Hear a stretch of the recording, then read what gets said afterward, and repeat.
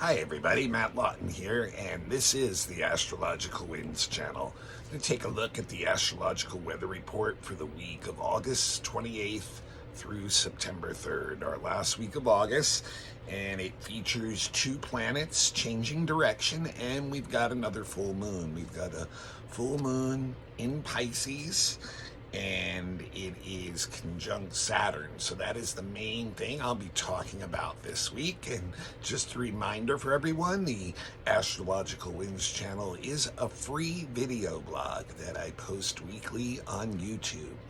If you have a YouTube account and you like the blog, become a follower, please. And when you become a follower, remember to turn on your notifications. That way you'll know whenever I post the blog. Also, the blog is available on multiple podcasts. Just got to go on to your favorite podcast, one of your favorite ones. It's distributed through Buzzsprout to like 20 or so every week, and just look up Astrological Winds channel and you should be able to find it out there. I also post the link on Instagram. So if you have an Instagram account, Astrological Winds channel is out there on Instagram. I post the link there. Sometimes I post extra stuff on Instagram too. Now, it is a free service, and I ask everybody that when they're done listening to the blog to please pass the link on to somebody else that you may know. And I appreciate all the times you've done that, and every time you can continue to do that as a little payback for the blog. I appreciate it. And donations are definitely accepted too on currency value. Nothing's too small. The Venmo handle at Matthew-Lawton, Lauten. Welcome to give there. And also, the best way to actually support me is I am a professional astrologer, and I do all kinds of professional readings. If you or someone else you know are ready or interested in that, start up the process by just emailing me. It's no commitment, and just open up a conversation about it, and that's at matthue823@gmail.com. matthue823@gmail.com. And I'll give more details on that stuff at the end. I'd like to remind everybody, I know a lot of people are interested in astrology, may not have a great understanding of a lot of the terms, and so therefore I would like to remind people, don't get stuck on the astrological terms. You want to listen to what my interpretation is and get an understanding of what the astrological weather is for this week. That is not the meteorological. and just link into that so that you know the kind of energy that's moving this week with this full moon and other stuff, and you can use that knowledge then to help you make decisions in your life. Now, the first thing I want to do this week is just remind everyone that right now we have two of the three inner planets retrograde. Mercury went retrograde last week. Venus went retrograde last month. And the inner planets, which are just three, Mercury, Venus, and Mars, have a lot to do with what we do every day in the real world. The things that we do every day in the real world really take up almost 95, maybe even more % of our time of what we're doing. So when we have two of these three planets retrograde, a lot of the normal stuff and the way things normally unfold in the real world are not doing that. And, and that can be a little bit weird, frustrating, odd, awry. Put your different adjectives on that just makes it feel off balance and not in rhythm.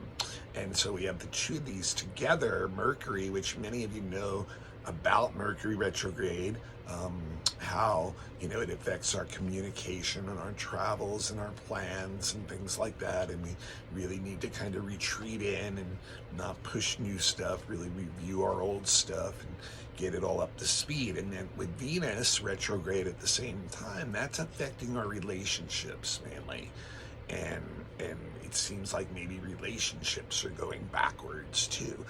And what I've noticed in this first few days of the two of them together, because they're both overlapping their retrograde periods by about 10 days. So what this whole week, we're going to see this too, is that in particular, it seems to be affecting business relationships, which makes sense. You know, Mercury represents business. Like I said, these inner planets, all three of them represent a large part of what we're doing every day. And business is, wow, you know, in a capitalist world, we spend a lot of time doing Mercury stuff. Lots of time. Business, a lot of our communications is about business, a lot of our information is about business, right? And what does communication entail? Someone else on the other side receiving, listening, or speaking to us. So that's where the Venus part comes in, because Venus is all about relationships, right? And so like there can be a lot of tricky stuff in business relationships. And remember, Venus is also about our money and finances, which also blends in with business, commerce. So you can see this is an area, I think, really in our personal lives where Mercury retrograde at the same time as Venus is retrograde, kind of like when Mercury and Mars were both retrograde at the end of December last year, and it seemed like actions were just really off and not thought out. Well, this is about these relationships and just being off and seemingly going backwards and like really having to retreat within ourselves and assess, review what that all means to us in context to those relationships. So, and then, you know, just some other things in the world. I want to show you guys some other examples in the world about, you know, I said Mercury in Virgo, retrograde in Virgo, you know, not taking care of details is what's going to create a lot of the issues that the Mercury retrograde really brings up. You know, the communication issues, the delays, the things not going the way you plan. And I just, you know, I looked at the world, you know, this week, and there was just so many examples of this going on. So here's just a few of them. They send up some kind of satellite to start collecting the space junk. That's, you know, there's tens of thousands of pieces of space junk in orbit around the Earth, and they threaten the satellites that we all use to communicate now. Our cell phones and, you know, our internet, all that is all linked through satellite, and all these pieces of space junk can go right through a satellite and disable it. So they send a satellite up to start collecting the space junk, and what do you think happens? A piece of space junk hits that satellite and disables it. You know, that's just such a Mercury retrograde. And I'm sorry I'm laughing so hard, but you know, it just really cracks me up. And then in Tennessee this week, you know, people came in, you know, you only have limited time to address legislator, you know, so they feel a lot of times they're not being heard.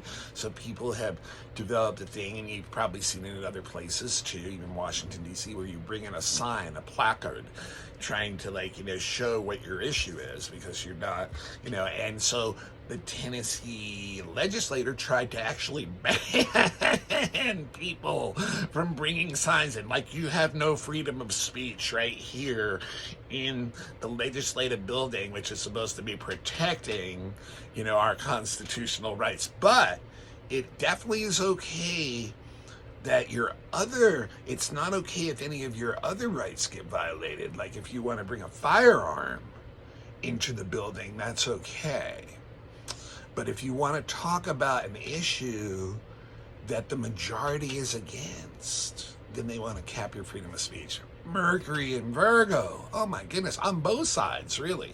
You know, I mean, you really think that you didn't look at the details of the law of this? You know, it's just, once again, I'm laughing about it, but it's just incredible to me, like the irony and how that all pops up during the Mercury retro thing.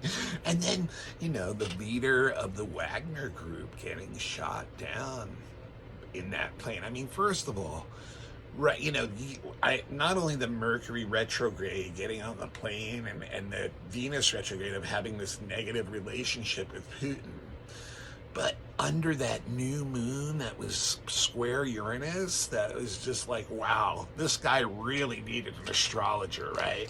I mean, I would have been like, don't get on any planes, especially in a country where you have an open enemy. Not looking at them details.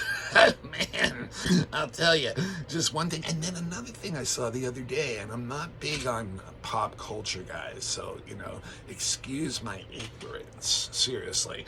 But Jennifer Aniston was apparently on some talk show talking about the cancel culture and how she can't even understand how it works or how people can get to that viewpoint. And I guess, she was on, starred on Friends for so long, and apparently the cancel culture has, put its attention on Friends and how, just like a lot of other comedy these days, that it's not, politically correct. And it's just so funny. I mean, that's the message being messed up. It's comedy, guys. Let it go, I'm just poking fun.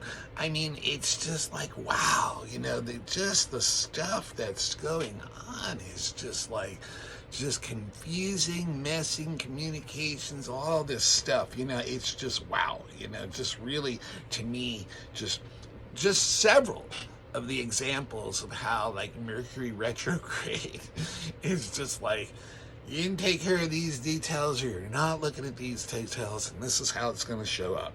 All right, 2 planets changing direction this week and a full moon. A couple other little things I'm going to notice.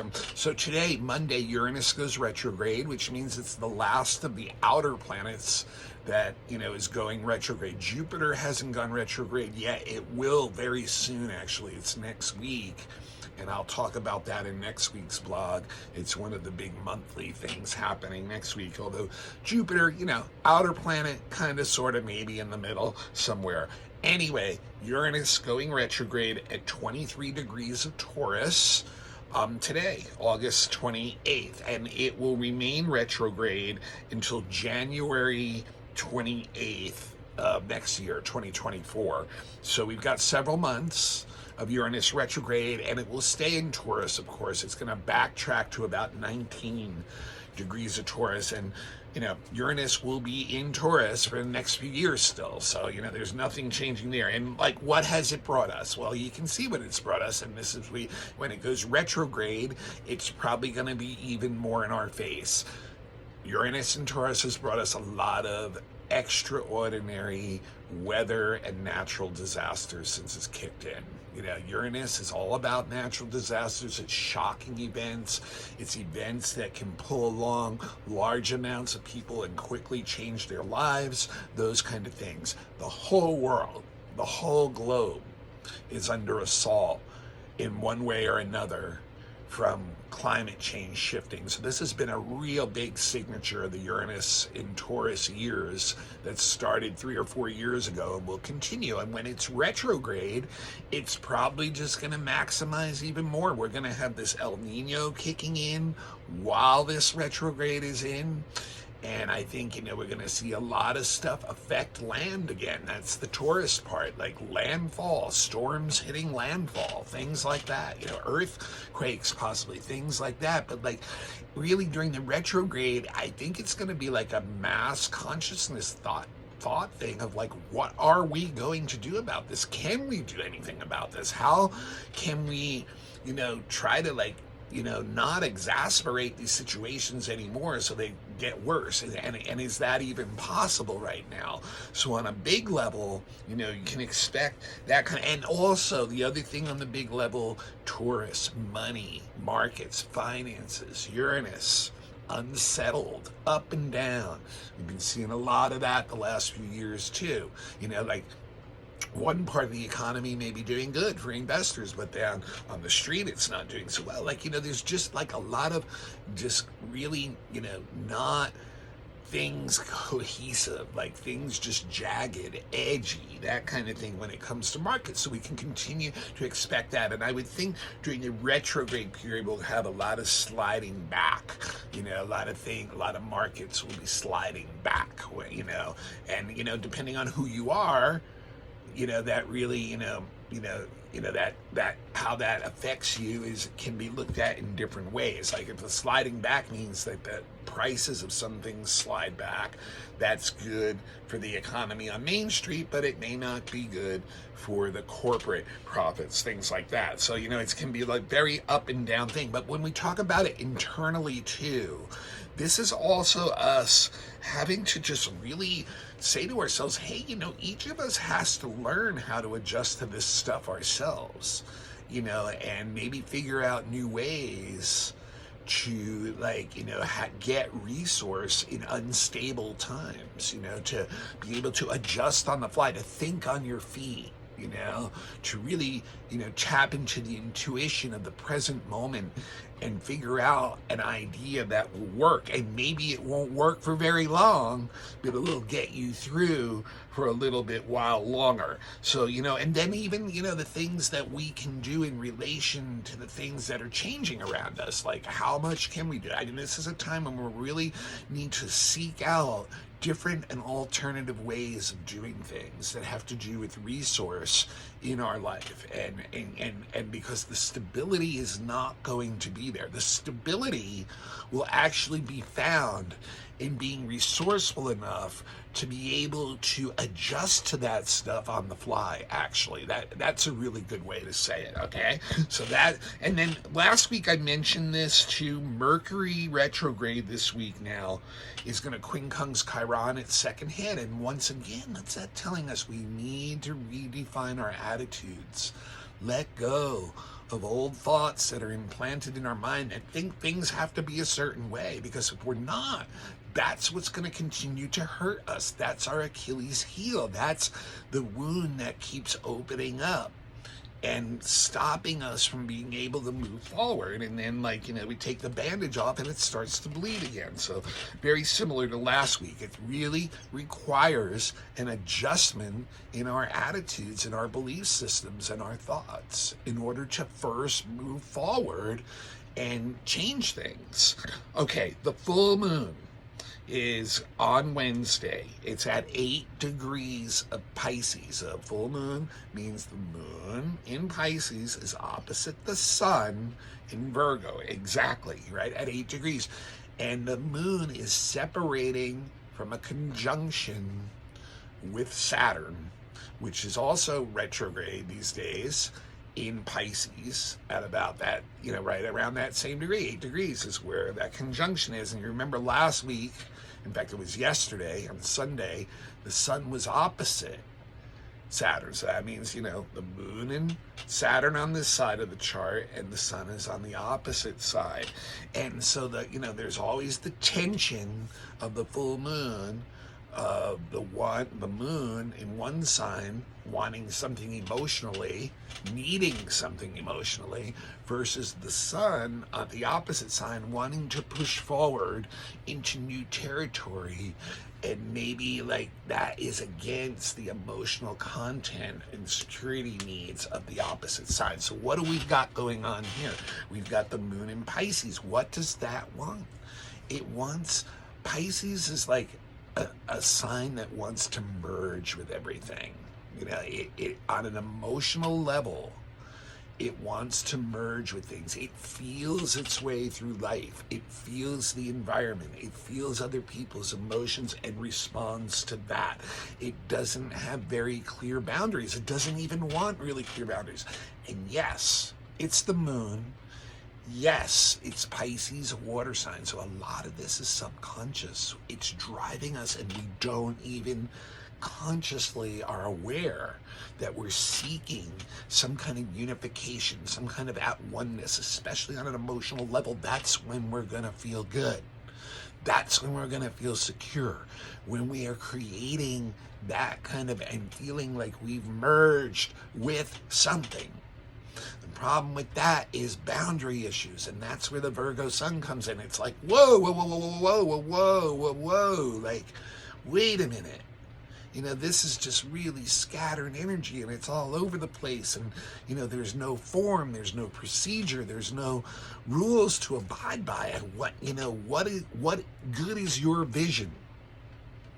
What good is your inspiration What good is your imagination if you can't get something solid formed around it that you can sink into and feel some kind of result in the real world through your work, through your hands, through your mind, through the things that, we interact with in our senses in this world. So this is like, like the almost like the sixth sense, the undersense versus like, what can we really do with the five senses, with the things that and create that energy. So like Virgo is going to get very judgmental of Pisces kind of being off the handle, of like, having a vision but not having any details. And then there's a conjunction to Saturn, which is basically on Virgo sun's side. It's like, whoa, dude, like, come on, like, you need to like really roll up the sleeves and get in touch with reality. If you have these grand visions and they're not going to go anywhere unless you get a plan together, unless you really work on the details of those plans, unless you find the tools that you need in order to do that.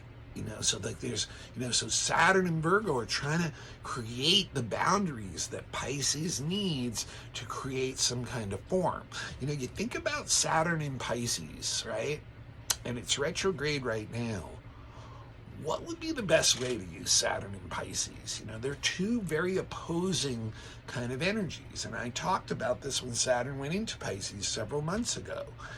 It's really a time to bring structure or form to either your spiritual, religion, philosophy, values, law, things that you really believe in, or to what you're outputting on a creative level, either your art or how you interface creatively with the real world, which most people do through their work, but like there's a vision in that Pisces energy, but it's very like boundaryless. It's nebulous. It's abstract.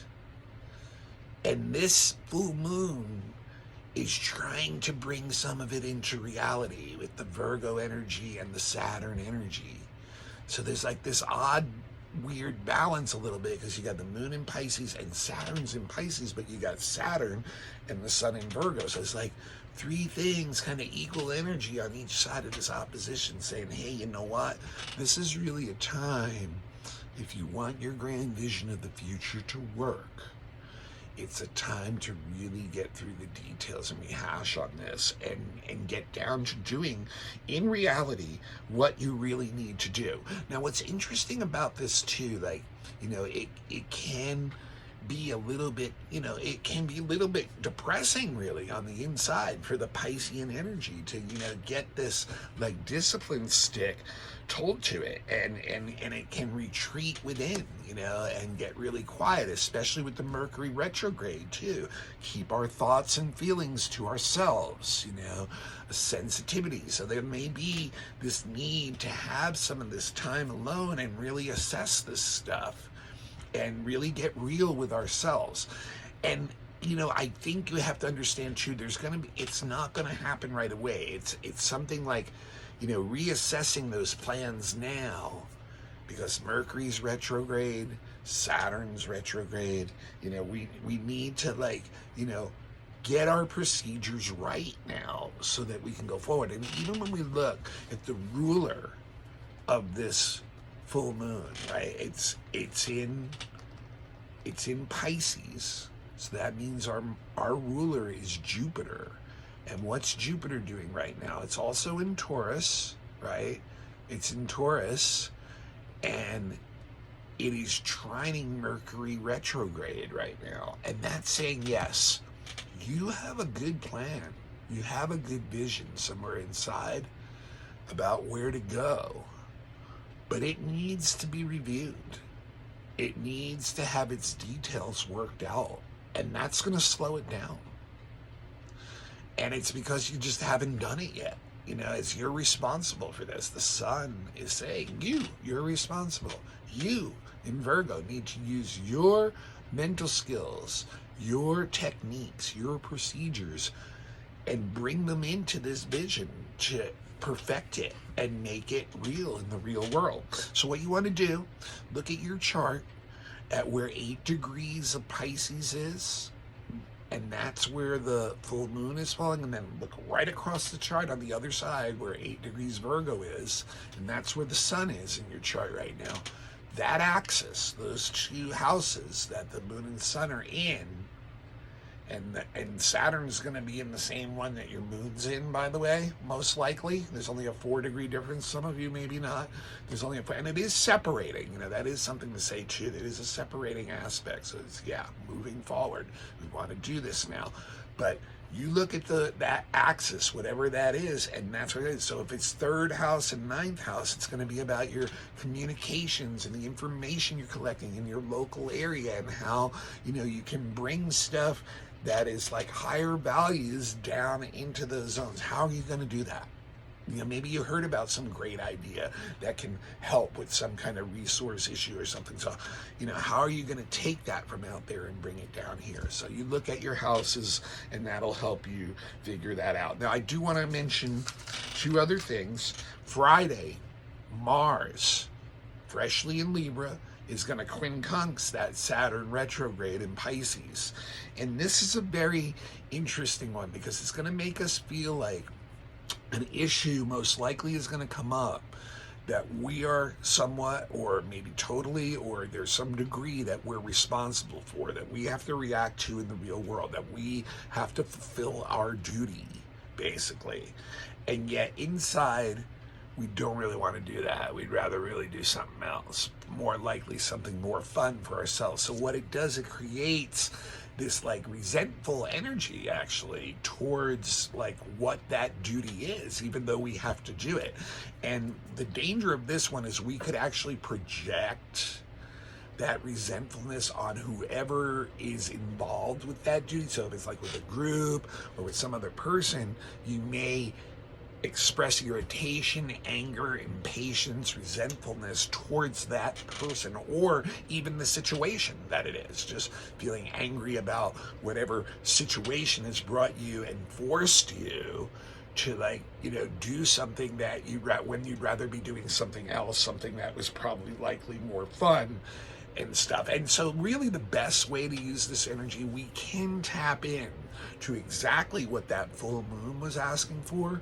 Detailed work, just taking that energy of the frustration and using the Mars motivation energy and then taking the Saturn details and just really throwing ourselves into something that we hopefully can do alone, would be best to do alone, and really comb through details. So this is an energy we can actually use and help with some of that full moon energy.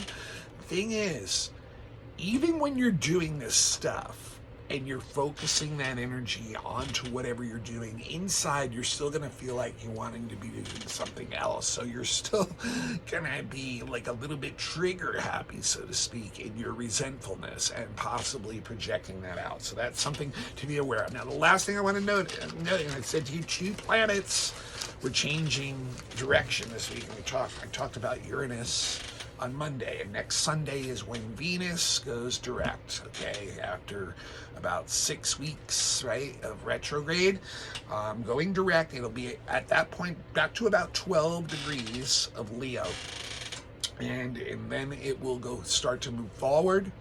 It will remain in its shadow period until about October 7th, when it'll reach about 28 degrees Leo and go back to the place where it changed direction. And then actually 3 days later, on the 10th, Venus will actually go into Virgo, which is actually a sign it's not nearly as happy in as it is in Leo. So it's a good time once again. And remember what those Leo themes are. Now, first of all, we still got a whole week of Venus retrograde with that Mercury retrograde, which I talked about right at the beginning. But once it turns direct on Sunday, a lot of the relationship issues we've been having the last 6 weeks will start to loosen up. Like, they'll start to flow forward again, or find solutions or new ground to start on, or wherever that may be. So all that's happening. But remember, the lessons of Venus and Leo, we will get very extroverted again. We're going to want to go out. We'll get vivacious. We'll want to connect with others, right?